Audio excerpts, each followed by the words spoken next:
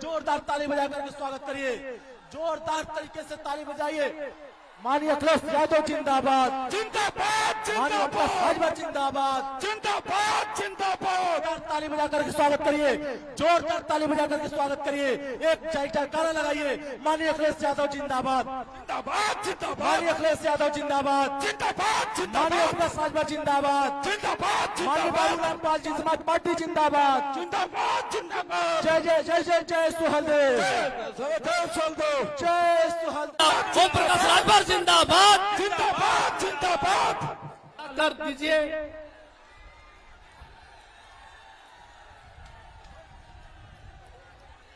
अखिलेश यादव जिंदाबाद, जिंदाबाद, जिंदाबाद। अभी तो ये अंगड़ाई है, आगे और लड़ाई है। आवाज में दम कम बा, ताव से बोला अभी तो ये अंगड़ाई है, आगे और लड़ाई है। अभी तो ये अंगड़ाई है। आगे और लड़ाई है। अब आपके बीच में भावी मुख्यमंत्री माननीय अखिलेश यादव जी, राष्ट्रीय अध्यक्ष समाजवादी पार्टी, सादर आमंत्रित हैं। आप आइए और जोरदार ताली से आप लोग स्वागत करिए।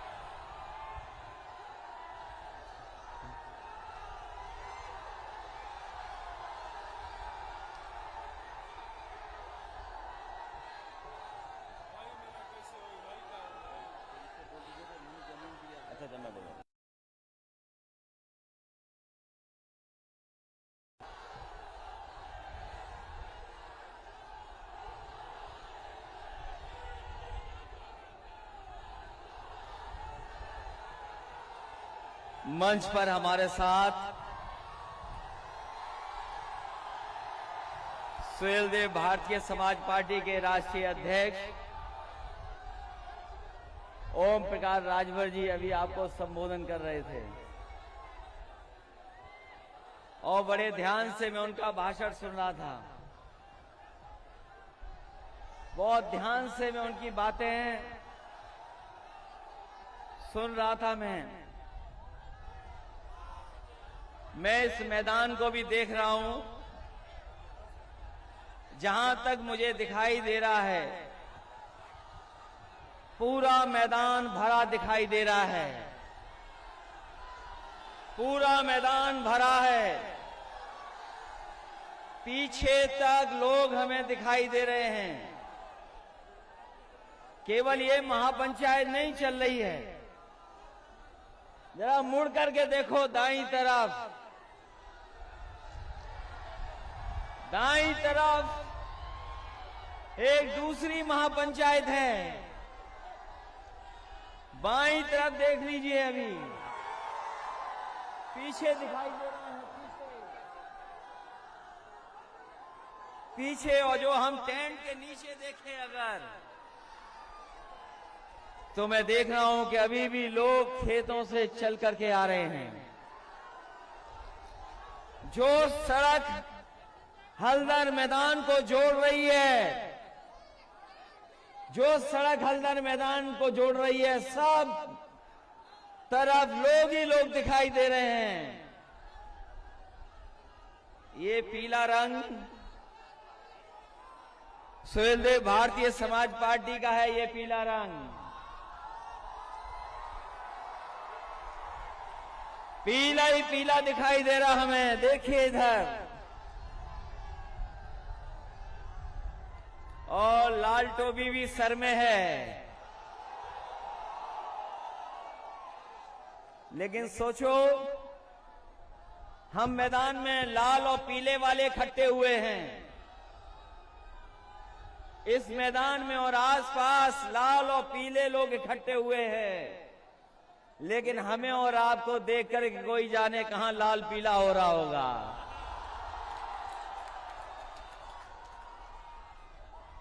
और इस बात को हमारे आदरणीय ओम प्रकाश राजभर जी अच्छा जानते होंगे, जब पीला और लाल एक हो गया तो दिल्ली और लखनऊ में लाल पीला कौन हो रहा है?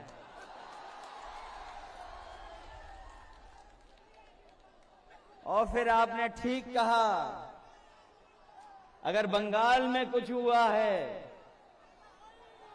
अगर बंगाल में कुछ हुआ है तो ठीक कहा है आपके अध्यक्ष जी ने कि अगर बंगाल में कुछ हुआ है तो यहाँ के लोग भी और पूर्वांचल के लोग भी खदेड़ा कर करके दिखाएंगे, यहाँ भी खदेड़ा होगा। होगा कि नहीं होगा?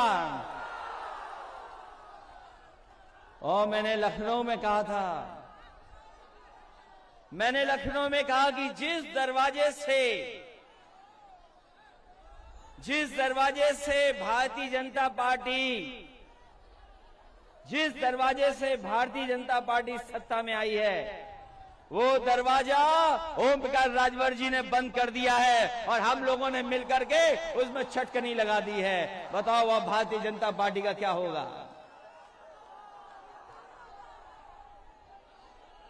इसलिए इस मंच पर उपस्थित सुहेलदेव भारतीय समाज पार्टी के राष्ट्रीय अध्यक्ष ओम प्रकाश राजभर जी, मंच पर उपस्थित प्रेमचंद प्रजापति जी, समाजवादी पार्टी के नेता बलराम यादव जी, अनिल सिंह चौहान जी, पूर्व मंत्री कई बार के विधायक दुर्गा जी, राम सागर बिंज जी, दयाराम पाल जी, बाबूराम पाल जी, राजीव राय जी, सुनील सिंह अर्घवंशी जी, अरशद अंसारी जी, सतीश बंजारा जी, बालक चौहान जी, Gulab Singh खंगवार, doctor Arvind Rajbhar ji, Arun Rajbhar, Mahendra Rajbhar, Salik Yadav ji, doctor Baliraj, Rituraj Kashyap, Premchand Kashyap ji, doctor Mahesh चंद प्रजापति जी और बड़ी संख्या में मंच पर उपस्थित सभी सुहेलदेव भारतीय समाज पार्टी के नेता, समाजवादी पार्टी के नेता, भागीदार मोर्चा के सभी हमारे नेता और इस महापंचायत में आए हुए हमारे आदरणीय बुजुर्ग, किसान भाई, माताएं, बहनें, नौजवान साथी, पत्रकार बंधुओं, मैं सबसे पहले सुहेलदेव भारतीय समाज पार्टी को बधाई देना चाहता हूं। मैं उनके नेता को बधाई देता हूं कि इस ऐतिहासिक कार्यक्रम के लिए, इस शानदार कार्यक्रम के लिए बहुत बहुत मुबारकबाद आपको। ये चुनाव की शुरुआत माने और जिस समय पूर्वांचल जाग जाता है, जिस समय पूर्वांचल के लोग चल देते हैं, वो निश्चित दिन हो जाता है कि इतिहास बदलेगा और जो हम आप वंचित समाज, पिछड़े, दलित, अल्पसंख्यक, जिनको अधिकार नहीं मिले, जिनको सम्मान नहीं मिला, मुझे पूरा भरोसा है कि आने वाले समय में जो चुनाव होगा, उत्तर प्रदेश से भारतीय जनता पार्टी का सफाया होने का काम होगा। और सफाया इसलिए जरूरी है कि महाराजा सुहेलदेव राजभर जी और डॉक्टर राम मनोहर लोहिया को मानने वाले लोग और बाबा साहब भीमराव अंबेडकर जी के सिद्धांत पे चलने वाले लोग और तमाम महापुरुष जिन्होंने हमें आपको पीढ़ी दर पीढ़ी जगाने का काम किया है, उन सबके सिद्धांतों पे हम लोग चलने वाले लोग हैं। इसलिए एक होकर के जब आगे चलेंगे, आगे एक होकर के संघर्ष करेंगे, तो इस ताकत का कोई मुकाबला नहीं है, कोई मुकाबला नहीं है। ये जब रैली अनाउंस नहीं हुई थी, इस कार्यक्रम का फैसला नहीं हुआ था, तो आकलन करने वाले कुछ आकलन कर रहे थे कि कौन कितनी सीटें जीतेगा। लेकिन जैसे ही गठबंधन हुआ है, लोगों ने, जिन्होंने आकलन करना शुरू किया था, जो बड़ी बड़ी संस्थाएं हैं, वो भी महसूस कर गई हैं कि अब इस गठबंधन को कोई रोकने वाला नहीं है। जो मैंने पहले कहा था, पहले भी कहा मैंने और फिर कहता हूं इस मैदान में, और इस भरोसे के साथ कह रहा हूं कि जब पीले सुहेलदेव राज पार्टी के लोग, समाज पार्टी के लोग और समाजवादी पार्टी के लोग जब एक हो गए हैं, तो हो सकता है कि जनता 400 सीटें भी जिता दे।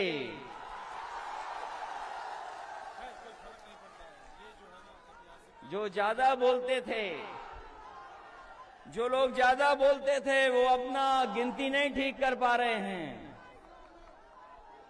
जो ज्यादा बोलते थे, बताओ वो क्या गिनती करेंगे। इसलिए ये आपका भविष्य बनाने का चुनाव है, आपके भविष्य का चुनाव है। जो खोया हुआ सम्मान, उस सम्मान को पाने का चुनाव है। जो आपने सम्मान खोया है, उस सम्मान को पाने का चुनाव है। बताओ, एक होकर के सफाया होगा भारतीय जनता पार्टी का? नहीं होगा।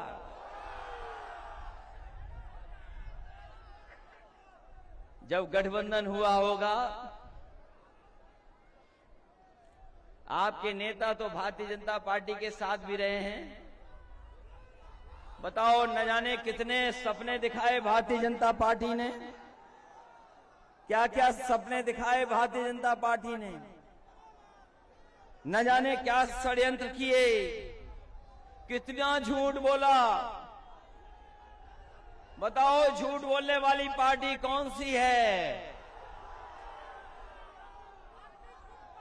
झूठ बोलने वाली पार्टी कौन सी है? लेकिन हमें अब महसूस हो गया है कि झूठ बोलने वालों की कोई साजिश अब दलित पिछड़े लोगों के बीच में चलने वाली नहीं है। कोई साजिश चलने वाली नहीं है।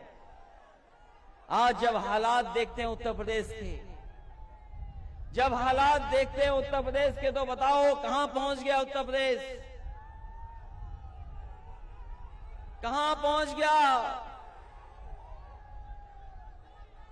अभी मैं सुन रहा था, कुछ कह रहे थे कि कुछ पाबंदी लग जाएगी, लेकिन बताओ धुएं पर पाबंदी कब लगेगी?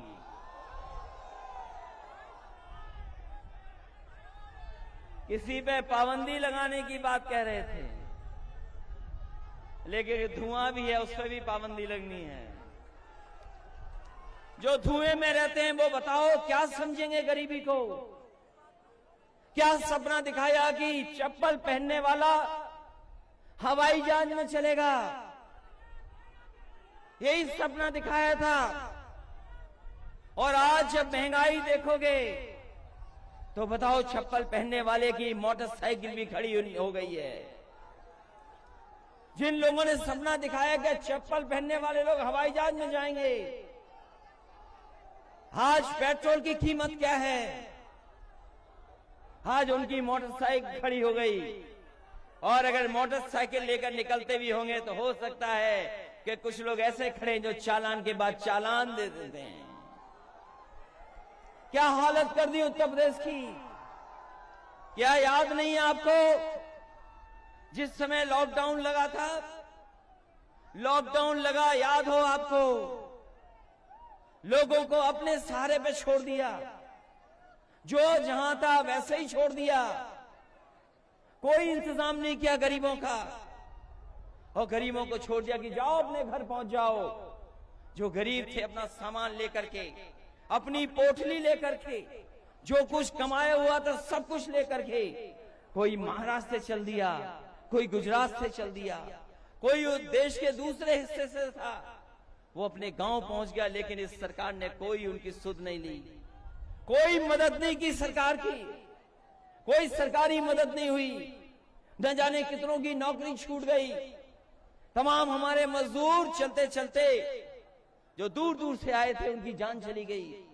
कोई सरकार ने मदद नहीं की। और जब बीमारी आई, जब कोरोना जैसी बीमारी आई, जिस समय सरकार को सबसे ज्यादा मदद करनी थी, सरकार ने मदद नहीं की, आपको बेसहारा छोड़ दिया। आपके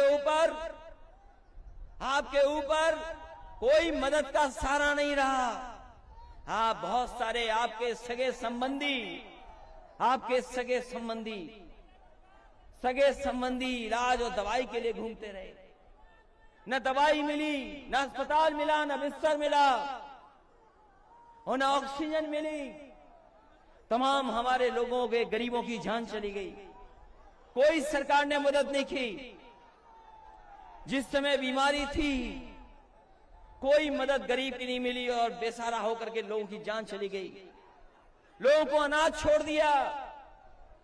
न जाने कितने लोगों के घर में कोई नहीं बचा। ये संकट पैदा किया भारतीय जनता पार्टी ने। और अभी सुनने में आया कि बड़े बड़े मेडिकल कॉलेज खोले गए हैं। बड़े बड़े मेडिकल कॉलेजों का उद्घाटन हुआ है। उन पे पर्दा लगा दिया गया उद्घाटन को लेकर के, और जब पर्दा हटा तो अंदर कुछ भी नहीं दिखा, खोखले थे सबके साथ। अभी जो मेडिकल कॉलेजों का उद्घाटन हुआ, बताया कि यहां बिस्तर हो गए, गरीबों के लिए इलाज और दवाई होगी। 9 मेडिकल कॉलेज खोलने का वादा किया, सपने दिखाए, पर्दा लगा करके उद्घाटन कर दिया। लेकिन जब पर्दे के अंदर देखा तो सबके सब मेडिकल कॉलेज खोखले थे। उनके अंदर न डॉक्टर, न दवाई का इंतजाम, न बिस्तर, केवल गरीबों को धोखा देने का काम कर रहे हैं। और अजीब सरकारें हैं। कैसी सरकारें, सोचो आप। दिल्ली वाले लखनऊ के लिए झूठ बोल रहे हैं और लखनऊ वाले दिल्ली वालों के लिए झूठ बोल रहे हैं। कैसी सरकार। जिन्होंने गरीब की मदद करनी थी, वो गरीब की मदद नहीं कर पाए। जो कारखाने बड़े बड़े थे, जिनमें नौकरी और रोजगार मिल जाते हैं, बताओ वो नौकरी वाले कारखाने, रोजगार वाले कारखाने कहां चले गए? बताएं हिसाब किताब, कहां है वो कारखाने? यही नौजवान नौकरी और रोजगार ढूंढ रहे हैं। क्या भविष्य है इनका, बताओ नौजवानों, सोचो कभी, क्या भविष्य है आपका? क्या भविष्य बना दिया आपका? न नौकरी न रोजगार। और जिनमें नौकरी और रोजगार भी कारखानों में मिल जाते, वो सरकार ने बेचने का काम किया है। वो सब बिक गए। ये हमारा उत्तर प्रदेश देश इसलिए पहचान है इसकी, इसलिए पहचान है क्योंकि हम और आप लोग एक साथ रहते हैं। जब हम याद करते हैं महापुरुषों को, जब हम याद करते हैं बाबा साहब भीमराव अम्बेडकर को, जब हम याद करते हैं डॉक्टर राम मनोहर लोहिया को, जब याद करते हैं आजादी के संघर्ष को, और जब हम तुलना करते हैं दुनिया में अपने देश की, तो कहां देश को पाते हैं? कभी सोचो आप कि आपका प्रदेश और देश कहां पहुंच गया है। आज प्रदेश में भूखमरी है। हमारे गरीबों पे भर पेट खाना नहीं मिल पा रहा है, कपड़े नहीं है। और जिस तरीके से महंगाई बढ़ रही है, इस महंगाई के कारण गरीबों को आत्महत्या करनी पड़ रही है। हमारे किसान भाई हैं, मजदूर हैं।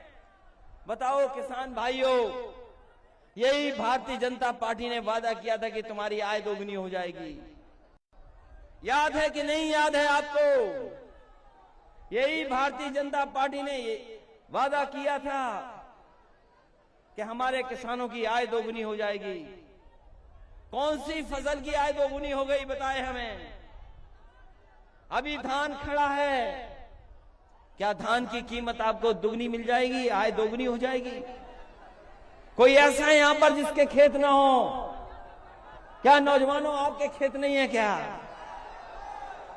एक तो नौकरी नहीं, रोजगार नहीं, और जो खेती बाड़ी है वो भी मुनाफे की नहीं बची।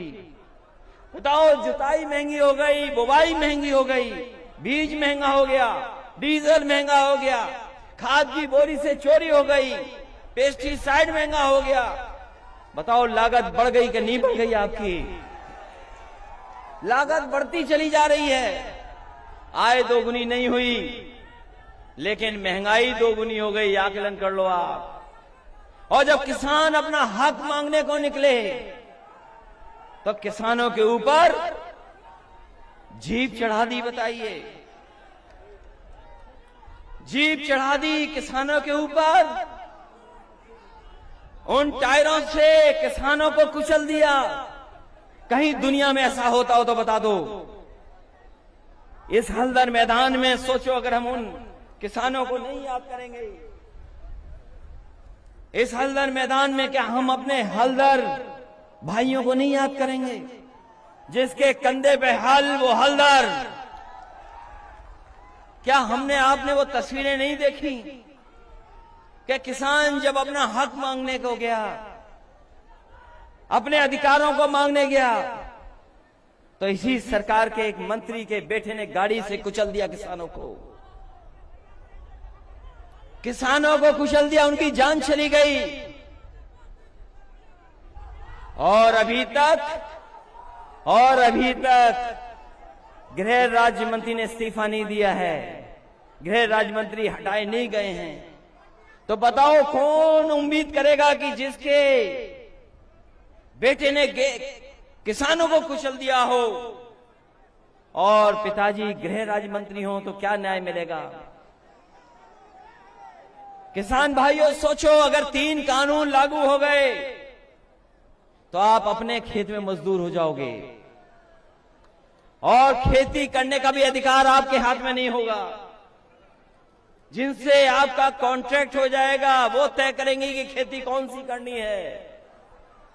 ये 3 कानून केवल किसान नहीं बल्कि इस देश की अर्थव्यवस्था को बर्बाद करने वाले कानून हैं। इस देश की अर्थव्यवस्था को बर्बाद करने वाले कानून हैं। जिन किसानों ने सदियों से अपनी खेत की सेवा की हो, उस मिट्टी को पूजा हो, उस खेत में काम किया हो, उनके खेतों को छीनने की साजिश हो रही है। और कोई 1-2 किसान नहीं मरे हैं, 600 से ज्यादा किसान मारे जा चुके हैं।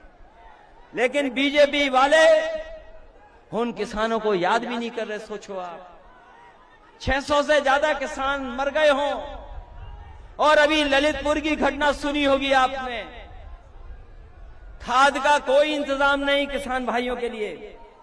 अगर खाद लेने जाओगे तो खाद नहीं मिलेगी। अभी ललितपुर में किसान खड़े खड़े रह गए, 2 दिन तक खड़े रह गए किसान, नहीं खाद मिली। एक किसान की तो वहीं मृत्यु हो गई, लेकिन उसे खाद नहीं मिली। दूसरा नौजवान किसान ने आत्महत्या कर ली, उसे खाद नहीं मिली। बताओ, ऐसी सरकार जिसको हम और आप लोग अन्नदाता बोलते हों, जो हमारा पेट भरता हो, जो हमारा पेट भर करके हमें कपड़े पहनाता हो, उस किसान के सम्मान में हम खाद नहीं उपलब्ध करा सकते। ये बड़ी बड़ी बातें करने वाली सरकार जो कहती कि हम हवाई जहाज में चप्पल पहनने वालों को बिठा देंगे, जब हमारे किसान को जरूरत है तो खाद नहीं दे पा रहे, डीएपी की जरूरत है तो डीएपी नहीं दे पा रहे हैं। ये कैसी सरकार है सोचो। और हमें आपको न जाने कितनी बार लाइन में लगा दिया। कभी लाइन में लगाया था नोटबंदी में, याद है कि नहीं याद है? और जिस समय नोटबंदी में लाइन में लगाया था तो याद है क्या कहा था कि काला धन खत्म हो जाएगा, भ्रष्टाचार खत्म हो जाएगा। हम आपसे पूछना चाहते हैं, बताओ इस मैदान में उपस्थित सभी भाइयों, भ्रष्टाचार खत्म हो गया कि नहीं खत्म हो गया? और काला धन वापस आ गया कि नहीं आ गया? इन भारतीय जनता पार्टी के लोगों से पूछो, इन भारतीय जनता पार्टी के लोग बताएं कि वो काला धन और भ्रष्टाचार कब खत्म होगा। और ये सरकार तो केवल नाम बदल रही है, रंग बदल रही है, शिलान्यास का शिलान्यास कर रही है, उद्घाटन का उद्घाटन कर रही है। हम लोगों ने गरीबों के लिए एम्बुलेंस चलवाई, जो एम्बुलेंस चलवाई थी गरीबों के लिए कि उसे तकलीफ ना हो, परेशानी ना हो, उस एम्बुलेंस को भी खड़ा कर दिया है। पुलिस के लिए 100 नंबर दी थी व्यवस्था, पुलिस जल्दी पहुंच जाए, मदद करने के लिए पहुंच जाए, लेकिन उस पुलिस की व्यवस्था को भी खराब कर दिया। और ये पूर्वांचल की खुशहाली के लिए सबसे बड़ी सड़क बनाई थी, ये पूर्वांचल के लिए सबसे बड़ी सड़क बनी थी, ये अभी भी पूरी नहीं हुई है। ये मऊ को जोड़ने वाली सड़क जो आगे चली जाए गोरखपुर सलीमपुर, वो भी अभी नहीं बनी सड़क। जो काम शुरू किए गए थे वो अभी भी पूरे नहीं हुए। बताओ कहां काम पूरे हो गए? कोई नया काम किया हो तो बता दो। हमारे किसान भाइयों, अगर 500 रुपया आपसे दिया जा रहा है सम्मान में, तो डीजल, पेट्रोल, खाद और महंगाई का हिसाब लगा लेना। अगर आप हिसाब लगाओगे तो आपके घाटे में खेती है, घाटे में जा रहे हो आप, मुनाफे में नहीं जा रहे हो, घाटे में जा रहे हो। और सिलेंडर पे बहुत मांगा गया था वोट, हमारे गरीबों को सिलेंडर बांट करके बहुत वोट मांगा गया था। बताओ गरीब भाइयों, कहां सिलेंडर भर पा रहे हो आप? सिलेंडर भर पा रहे हो? तो इसलिए याद रखना, इन्होंने बहुत झूठ बोला है, बहुत लोगों को गुमराह किया है। इसलिए अपने वोट से सम्मान वापस लेने का काम करोगे कि नहीं करोगे?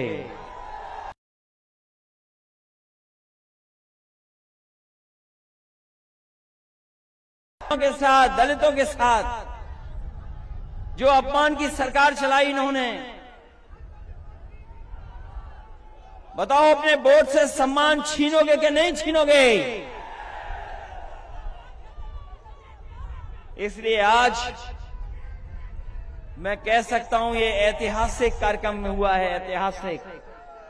मुझे जानकारी मिली है कि मऊ से बलिया पूरी सड़क जाम है, अभी बलिया के लोग नहीं पहुंच पाए यहां पर, पूरी जाम है सड़क। और इस मैदान को भी बड़ी मुश्किल से मिला है हमें और आपको एक जगह इकट्ठा होने के लिए। इस मैदान को देने वाले उत्तम सिंह जी को भी मैं बधाई देता हूं, धन्यवाद देता हूं कि कम से कम उन्होंने मैदान दे दिया जिसमें ऐतिहासिक कार्यक्रम संपन्न हुआ है।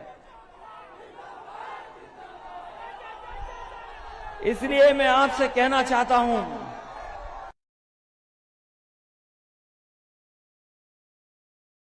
ये लड़ाई बहुत लंबी है और इस लड़ाई में जो हमें सहयोग मिल रहा है, आपका जो समर्थन मिल रहा है, ये ऐतिहासिक समर्थन, ये ऐतिहासिक परिणाम देगा। और जो खोया हुआ सम्मान है आपका, उस सम्मान को देने का काम और दिलाने का काम हम मिलकर के समाजवादी पार्टी के लोग देंगे आपको। और ये बदलाव आपसे आएगा। हम सब तो आ गए हैं, एक साथ मंच पे हैं, लेकिन असली बदलाव आपको लाना है। दुनिया में जब हम तुलना करते हैं अपने प्रदेश की, देश की, तो हमारे प्रदेश को बहुत पीछे छोड़ दिया, बर्बाद कर दिया है। हमारी यही माताएं बहनें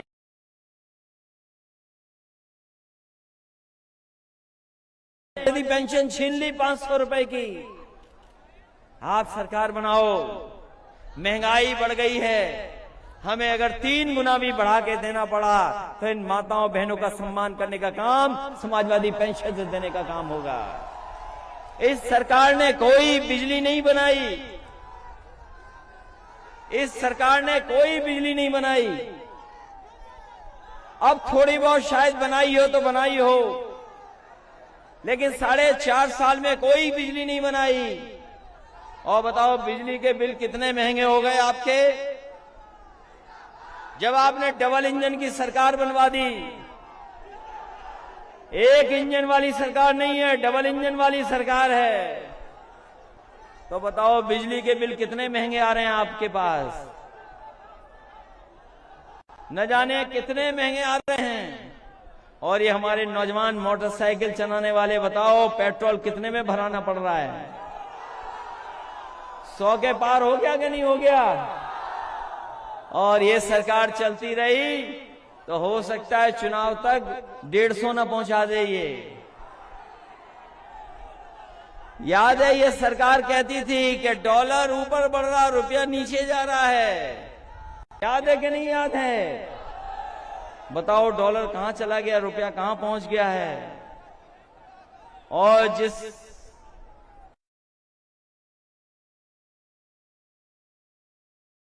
है हमारा कितना 100 रुपया पार हो गया है।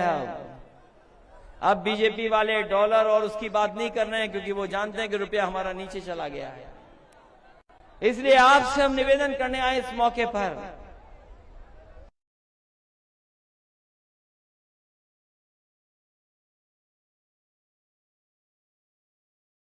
गरीब, वंचित, दलित, अल्पसंख्यक, पिछड़ों को एक साथ जोड़ करके उनके हक और सम्मान को दिलाने के लिए साथ आए हैं। और मैंने शुरू में जो बात कही उस बात को मैं फिर दोहराता हूं कि स्वैलदेव भारतीय समाज पार्टी ने और उनके राष्ट्रीय अध्यक्ष ओम प्रकाश राजभर जी ने दरवाजा दिखाया था भारतीय जनता पार्टी को। वो जो दरवाजे से भारतीय जनता पार्टी ने सत्ता पाई है, उस दरवाजे को आप बंद कर देना। बताओ बंद करोगे कि नहीं करोगे? अगर आप बंद कर दोगे तो भारतीय जनता पार्टी का सफाया हो जाएगा। इसलिए एक बार फिर मैं कह करके जा रहा हूं आपसे कि लड़ाई लंबी है और चुनाव से पहले कोई भी साजिश हो सकती है, कोई भी षड्यंत्र हो सकता है। लेकिन आप अपनी महंगाई मत भूलना कि 4.5 साल में किस तरह महंगाई बढ़ी है, किस तरीके से नौजवानों के नौकरी और रोजगार के अवसरों को छीना गया है, किस तरीके से पेट्रोल महंगी हो गई, किस तरीके से डीजल महंगा हो गया है, किस तरीके से हमारी बेटियों के साथ अपमानित होना पड़ रहा है। आज कानून व्यवस्था को लेकर के पूरे देश में सबसे आगे भारतीय जनता पार्टी है, सबसे खराब व्यवस्था में सबसे आगे है, भुखमरी में सबसे आगे हैं। तो सोचो क्या प्रदेश बना दिया हो, वो प्रदेश जिसकी जनता ने सबसे ज्यादा लोकसभा जिताए हों, सबसे ज्यादा विधायक जिताए हों, उसके बाद सबसे बड़ा धोखा उत्तर प्रदेश की जनता को मिला हो। इसलिए इस चुनाव में जो 22 का चुनाव आने वाला है, किसान भाइयों को कह के जाना, ये आपके भविष्य का चुनाव है, माताओं बहनों आपका चुनाव है। ये हमारे स्वैलदेव भारतीय समाज पार्टी के लोगों, ये आपका चुनाव है, आपके भविष्य का चुनाव है। और नौजवानों भूलना मत, ये आपके भविष्य का चुनाव है। इस बार चूक गए तो 5 साल और पीछे चले जाओगे। इसलिए अगर भविष्य बनाना चाहते हो, उत्तर प्रदेश को आगे ले जाना चाहते हो, इस उत्तर प्रदेश के झूठे लोगों से बचाना चाहते हो, तो इस गठबंधन की मदद करना और गठबंधन की ऐतिहासिक जीत दिला करके उत्तर प्रदेश में सरकार बनाने का काम करना, यही निवेदन करने आया हूं। मैं एक बार फिर स्वैलदेव भारतीय समाज पार्टी के नेता राष्ट्रीय अध्यक्ष ओम प्रकाश राजभर जी को बधाई देता हूं। उनके साथ जितने भी मंच पे नेता हैं उनको बधाई में लोग दिखाई दे रहे हैं। इतने बड़े पैमाने पर ऐतिहासिक जन समूह देखने को मिला है, मैं उसके लिए आपको बधाई देता हूं। बहुत बहुत स्वागत आपका, बहुत बहुत बधाई आपको। इस उम्मीद और भरोसे के साथ कि आने वाले समय में उत्तर प्रदेश से भारतीय जनता पार्टी का सफाया होगा। बहुत बहुत बधाई आपको।